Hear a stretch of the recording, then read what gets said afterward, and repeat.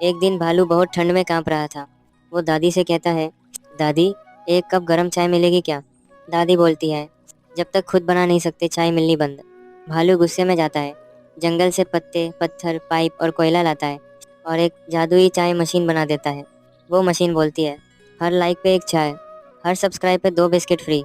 अब हर जानवर लाइन में लग जाता है। उल्लू, बंदर, कछुआ, लोमड़ी सब कहते हैं, भालू भाई एक कप चाय देना।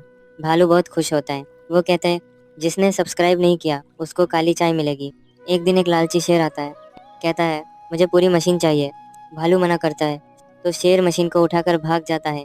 भालू अकेला बैठा रोता है, कहता है, काश तुमने उस दिन लाइक किया होता, सब्सक्राइब किया होता, तो मेरी मशीन आज भी होती।